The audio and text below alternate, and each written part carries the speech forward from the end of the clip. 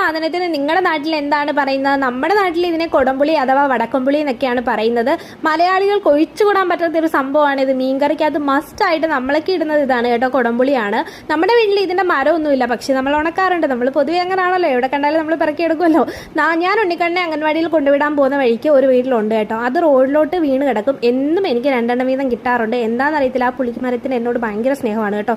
ഞാൻ വരുമ്പോൾ 2 എനിക്കായിട്ട് ആ റോഡിൽ കിടപ്പം കാണും. ഞാൻ അതിങ്ങ് പിറക്കി കൊണ്ടുവരും. പിന്നെ അമ്മ വരുന്ന വഴിക്കും അമ്മയ്ക്ക് റോഡിൽ നിന്നൊക്കെ കിട്ടും കേട്ടോ.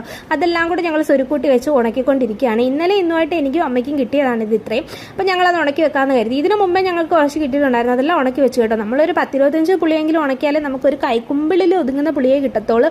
ഉണങ്ങി കഴിയുമ്പോൾ ഇതങ്ങ് ചുരുങ്ങിപ്പോവും. അപ്പം നമുക്ക് കുറച്ചേ കാണത്തുള്ളൂ കേട്ടോ. ഇതിനെ കുരു കഴിക്കുന്നവരുണ്ട്, പക്ഷെ ഞാൻ കഴിക്കാൻ നിൽക്കുന്നില്ല. കാരണം റോഡിൽ നിന്ന് കിട്ടിയതാണല്ലോ. അതുകൊണ്ട് നമ്മൾ കഴിക്കുന്നത് അത്ര സേഫ് അല്ല. നിങ്ങളിത് കഴിക്കാറുണ്ടോ? നിങ്ങളുടെ നാട്ടിൽ ഇതിന് എന്താണ് പറയുന്നത് എന്നൊക്കെ കമൻറ്റ് ചെയ്യാം കേട്ടോ. അപ്പോൾ ഇത്രയൊക്കെയുള്ളൂ. Tata bye, see you, thank you for watching.